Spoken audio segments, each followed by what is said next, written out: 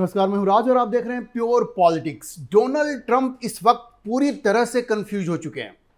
Donald Trump इस तरह से वो फंस गए हैं ईरान युद्ध में कि अब वो किसी तरह से इससे बाहर निकलना चाह तो रहे हैं, लेकिन उनके ऊपर दबाव इतना ज्यादा है कि वो ईरान युद्ध से भागना चाहकर भी भाग नहीं पा रहे। एक तरह से वो हार मान चुके हैं। वो हार इसलिए मान चुके हैं क्योंकि युद्ध में उनका ऑब्जेक्टिव क्या था यह उनको मालूम नहीं था। और ईरान ने जिस तरह से हमले किए हैं अमेरिका और इजराइल के हमले के जवाब में, उससे ट्रंप की स्थिति बड़ी खराब हो गई है। एक तरफ वो ईरान को यह धमकी दे रहे हैं, देखिए किस तरह से कंफ्यूज्ड हैं। और जब आपका ऑब्जेक्टिव क्लियर नहीं होता है तो फिर यही होता है।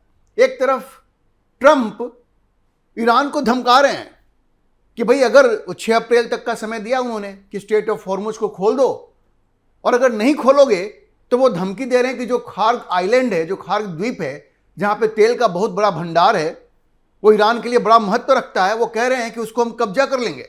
लेकिन कंफ्यूजन का आलम देखिए कि दूसरी तरफ वो ये भी कह रहे हैं, खबरें ऐसी आ रही हैं, डोनाल्ड ट्रंप एक तरफ तो धमकी दे रहे हैं कि खार्ग आइलैंड को हम कब्जा कर लेंगे, दूसरी तरफ खबर यह भी आ रही है कि वो कह रहे हैं कि भाई युद्ध को हम खत्म कर देंगे, खार्ग आइलैंड को कब्जा नहीं करेंगे, और स्ट्रेट ऑफ हॉर्मुज ईरान चाहे खोले या नहीं खोले, हम युद्ध को खत्म कर देंगे। मतलब ये जो सनकी आदमी है उसको समझ में नहीं आ रहा कि आगे क्या करे।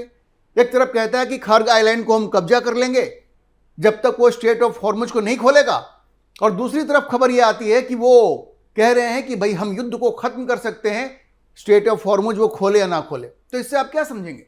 ये पूरी तरह से अमेरिका में अफरा तफरी का माहौल है।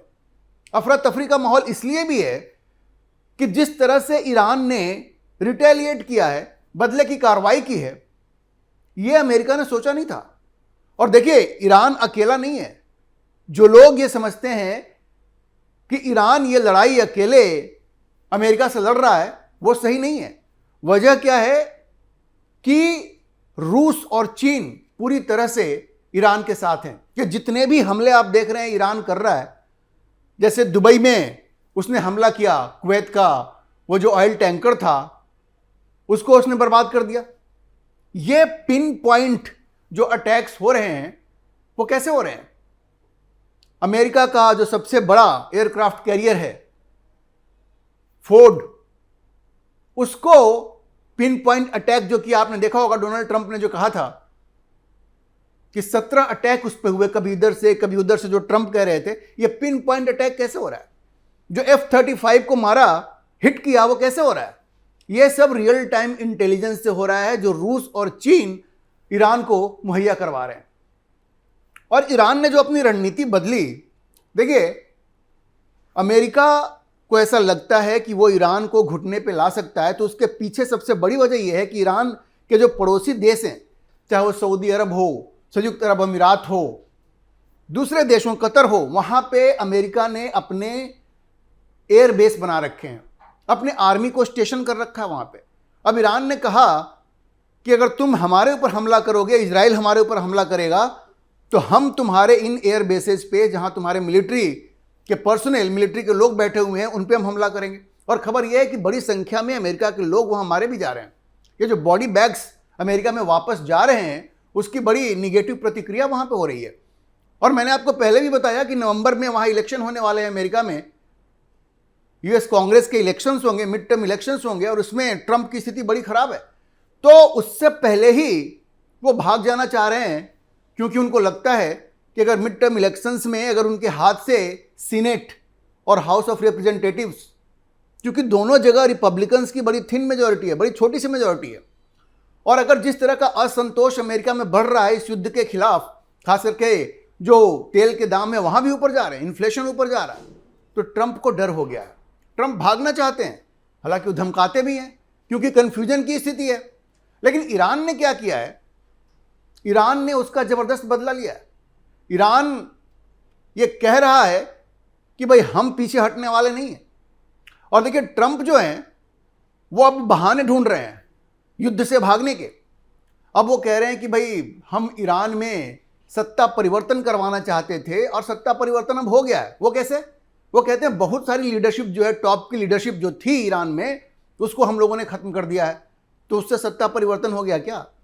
अरे भाई, अली खामनेई को आपने मार दिया तो उसका बेटा आके बैठ गया वहां पे, वो तो उससे भी खतरनाक है, तो सत्ता परिवर्तन कहां हुआ है? बिल्कुल नहीं हुआ है। फिर वो कहते हैं कि जो उसकी मिसाइल कैपेसिटी थी, मिसाइल की जो क्षमता थी, उसको हमने बर्बाद कर दिया है। कहां बर्बाद किया है? अगर बर्बाद कर दिया होता तो इस तरह से ये कुवैत का ऑयल टैंकर जो है दुबई में, इस तरह से अटैक हुआ होता?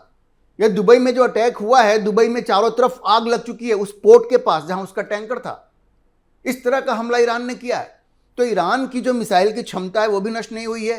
अब ट्रंप किसी तरह से अपनी इज्जत बचाने के लिए कह रहे हैं कि हमने ईरान की मिसाइल क्षमता को भी खत्म कर दिया। दूसरे वो कहते हैं कि उसकी जो न्यूक्लियर क्षमता थी उसको भी हमने खत्म कर दिया। अरे भाई, जब खत्म कर दिया तो फिर आप क्या कह रहे हो? फिर ईरान पे आप क्या दबाव डाल रहे हो कि जो न्यूक्लियर वेपन्स हैं, तुम्हारा जो एनरिच्ड यूरेनियम है, परिष्कृत यूरेनियम जो तुमने छिपा करके रखा है, वो हमें दो। या तो आपने खत्म कर दिया है, खत्म कर दिया तो फिर क्या मांग रहे हो? तो मतलब कंप्लीट कंफ्यूजन है।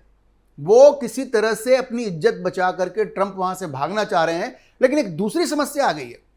दूसरी समस्या यह है कि अमेरिका के ये जो सहयोगी देश हैं उस क्षेत्र में, वो उनके ऊपर दबाव बना रहे हैं कि भाई यही वक्त है कि ईरान में पूरी तरह से सत्ता परिवर्तन कराया जाए। देखिए, आपसी लड़ाई उनकी इतनी ज्यादा है ना। अब खबर ये आ रही है कि जो सऊदी अरब है, संयुक्त अरब अमीरात है, कतर है, इन सबों को ईरान से इतनी समस्या है, ईरान की इस सत्ता से, खामनेई के परिवार से, खामनेई के बेटे अब जो मुर्तजा खामनेई है उनसे इतनी प्रॉब्लम है कि वो ट्रंप के ऊपर दबाव डाल रहे हैं कि भाई ये युद्ध को बीच में रोक करके आप मत भागो, उनको खत्म करो। आपको पता है वजह क्यों है? वजह क्या है?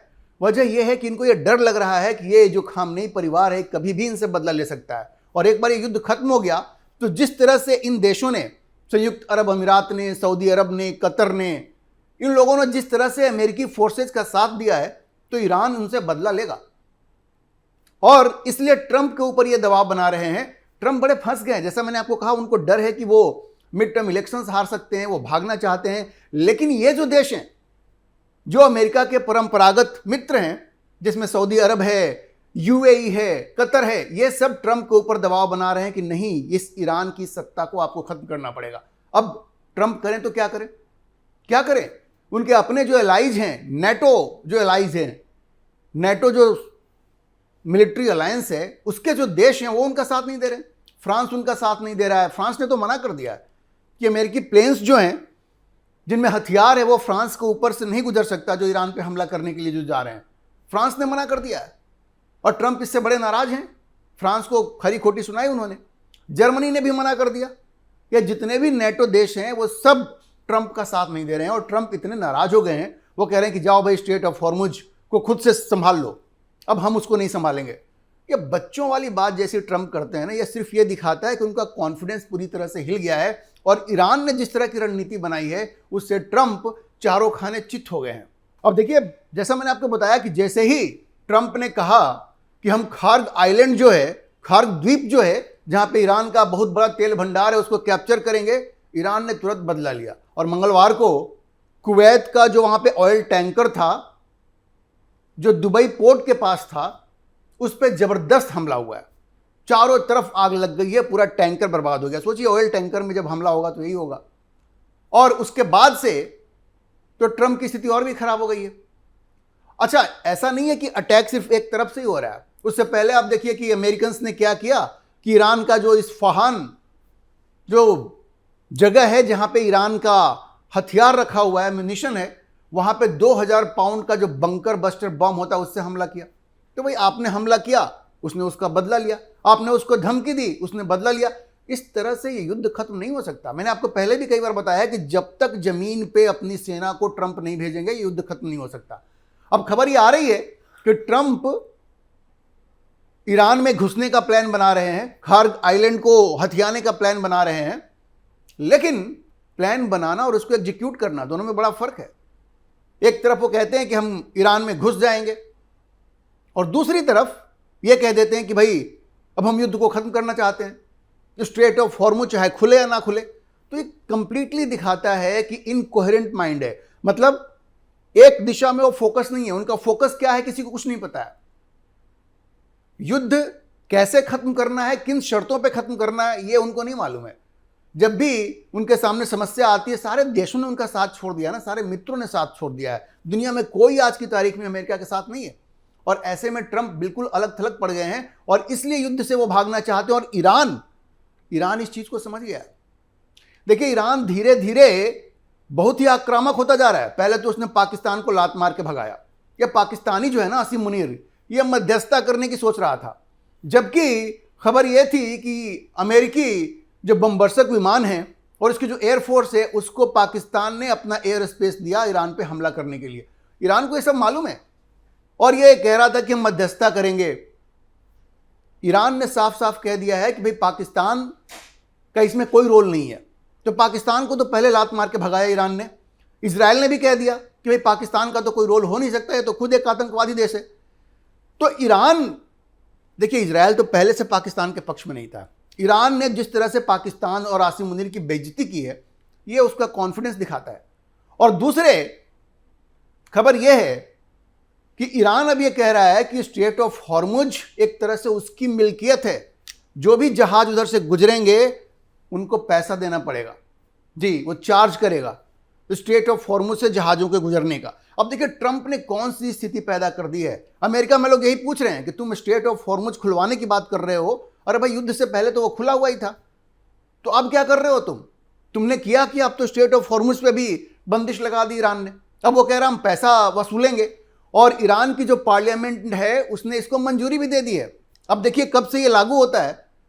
ईरान कह रहा है कि जो भी जहाज स्ट्रेट ऑफ हॉर्मुज से जाएगा उसको पैसा देना पड़ेगा। तो सोचिए, ये डोनाल्ड ट्रंप ने पूरी दुनिया को किस मुसीबत में डाल दिया है, किस मुसीबत में डाल दिया, ये आप समझ लीजिए। अच्छा देखिए, ये जिस तरह से चीजें फंस रही हैं उससे इजराइल भी पुनर्विचार कर रहा है। और नेतन्याहू का ये कहना है कि भाई ये जो आधा काम हो चुका है युद्ध में, ठीक है, आधा मिशन अकॉम्प्लिश हो गया है, थोड़ा सा काम बचा है जो कि आगे चल करके वो भी पूरा हो जाएगा। लेकिन ये नहीं पता है कि कौन से मिशन की वो बात कर रहे हैं, क्योंकि नेतन्याहू ये भी कह रहे हैं कि भाई हम रिजीम चेंज नहीं करवाना चाहते हैं, रिजीम चेंज कराना हमारा उद्देश्य नहीं था। नेतन्याहू ये कहते हैं कि न्यूक्लियर कैपेसिटी को खत्म करना ये हमारा उद्देश्य था। तो कैसे खत्म करेंगे भाई? 40% ईरान पहाड़ है और पहाड़ों के नीचे उसने अपने न्यूक्लियर वेपन्स रखे हुए हैं। कैसे आप खत्म करेंगे जब तक जमीन पे आप अपनी सेना को नहीं भेजेंगे? और इजराइल कह रहा है ट्रंप को कि भाई हम अपनी सेना जमीन पे नहीं भेजेंगे। इजराइल ने भी मना कर दिया है। अभी ट्रंप करेंगे तो क्या करेंगे? तो ट्रंप की जैसी बेइज्जती हो रही है, चारों तरफ से अलग थलग पड़ के घर में जो गालियां पड़ रही हैं वो तो पड़ ही रही हैं। ईरान का भी मन बढ़ा हुआ है, उसने देख लिया ना कि ट्रंप के साथ अब कोई नहीं है। अमेरिका में भी विरोध हो रहा है और ट्रंप में इतनी हिम्मत नहीं है कि ग्राउंड पे फोर्सेज भेजें। कह तो रहे हैं कि भेजेंगे, लेकिन हिम्मत नहीं पड़ रही है। 10,000 एडिशनल सैनिकों को उन्होंने भेजा है उस रीजन में, लेकिन कहा यह जा रहा है कि सिर्फ दबाव बनाने के लिए है, क्योंकि ट्रंप की शुरू से यह नीति रही है कि वो बाहर किसी भी युद्ध में नहीं पड़ना चाहते। और देखिए, एक बार सेना ईरान में घुसती है तो वो एक दिन में फैसला नहीं होगा, वो बहुत लंबा खींचेगा और अमेरिका की आर्मी को बहुत बड़ा नुकसान होगा, बहुत सारे सैनिक मारे जाएंगे। ट्रंप को ये मालूम है और इसलिए ट्रंप झिझक रहे हैं और ईरान का इससे मन बढ़ा हुआ है। अच्छा, साथ में ईरान ने एक चीज और भी कह दी है, चेतावनी दी है कि अगर उसके घर में अमेरिका घुसा तो वो ये जो आक्रांता है ना उनके पैर काट देगा। देखिए किस तरह की भाषा का इस्तेमाल हो रहा है। और वो ये भी कह रहा है, ये बड़ा इंपॉर्टेंट है, कि जो चेचन आर्मी है जो रूस में पुतिन के लिए लड़ रही थी, ये बड़ी मर्सनरी वाली आर्मी है। ये सब मुस्लिम कैडर हैं इनके और ये अमेरिका से बिल्कुल ही जलते हैं। वो कह रहा है कि चेचन जो आर्मी है ना वो आके हमारे लिए लड़ेगा। तो सोचिए कितनी मुश्किल हो जाएगी। ट्रंप की सेना अगर घुसती है ईरान में तो ईरान की सेना का तो सामना करना ही पड़ेगा। चेचन आर्मी भी रूस से आकर के उनके खिलाफ लड़ेगी, ऐसी बात कही जा रही है। तो ट्रंप के लिए बड़ी मुश्किल स्थिति हो जाएगी। एक तो खुद ही जिहादी लोग हैं, ईरान वाले जो लोग हैं जिहादी हैं, साथ में चेचन आर्मी वो तो खुद ही जिहादी है। सारे जिहादियों से इनका पाला पड़ने वाला है और ट्रंप अंदर से हिल गए हैं, ट्रंप अंदर से डर गए हैं। और देखिए ऐसे में ट्रंप और ईरान के सामने सिर्फ एक ही होप है, एक ही उम्मीद है, और वो है प्रधानमंत्री नरेंद्र मोदी, जिसकी मांग अमेरिका के अंदर से उठ रही है। यूरोप में ये बात उठ रही है। फिनलैंड के राष्ट्रपति अलेक्जेंडर स्टब्स ने कहा है कि भाई ये युद्ध खत्म करना है तो प्रधानमंत्री मोदी को इसमें इन्वॉल्व करो। प्रधानमंत्री मोदी ही इसका सॉल्यूशन निकाल सकते हैं, क्योंकि उनको हर कोई ट्रस्ट करता है, ईरान भी ट्रस्ट करता है। याद रखिए, जो कांग्रेस पार्टी है, राहुल गांधी और इनके जो चमचे बेलचे जो हैं, वो कहते थे कि अली खामनेई की हत्या का भारत ने विरोध नहीं किया तो उससे रिश्ते खराब हो जाएंगे। लेकिन जो 4-5 देश हैं जिनको स्ट्रेट ऑफ हॉर्मुज से गुजरने की इजाजत ईरान ने दी है, उसमें भारत भी है। निंदा नहीं की उसके बावजूद भी, क्योंकि ईरान नरेंद्र मोदी को ट्रस्ट करता है, इजराइल भी ट्रस्ट करता है। प्रधानमंत्री मोदी और नेतन्याहू की मित्रता आपको मालूम ही है, और डोनाल्ड ट्रंप से भी मित्रता है। तो आप समझिए कि जो पूरी स्थिति बन रही है, प्रधानमंत्री मोदी को इस युद्ध को खत्म करने में एक बड़ा रोल प्ले करना होगा। परिस्थितियां उसी दिशा में जा रही हैं, और प्रधानमंत्री मोदी जो भी करेंगे वो ये सोचकर करेंगे कि भारत के इंटरेस्ट में क्या होगा। ट्रंप भी कह रहे हैं, ईरान भी कह रहा है, इजराइल भी कह रहा है। तो ऐसे में भारत को सोच समझ के एक निर्णय लेना पड़ेगा। लेकिन इस युद्ध का खत्म होना बड़ा जरूरी है, क्योंकि ट्रंप हिम्मत हार चुके हैं और ईरान पीछे हटने को तैयार नहीं है। अभी के लिए इतना ही। हम इस खबर पर नजर बनाए रखेंगे और आपको अपडेट करते रहेंगे। इस विषय पर आप क्या सोचते हैं, अपनी राय कमेंट बॉक्स में जरूर लिखें। और अगर आपको ये वीडियो पसंद आया हो तो आप इसे लाइक करें, शेयर करें और हमारे चैनल को सब्सक्राइब जरूर करें।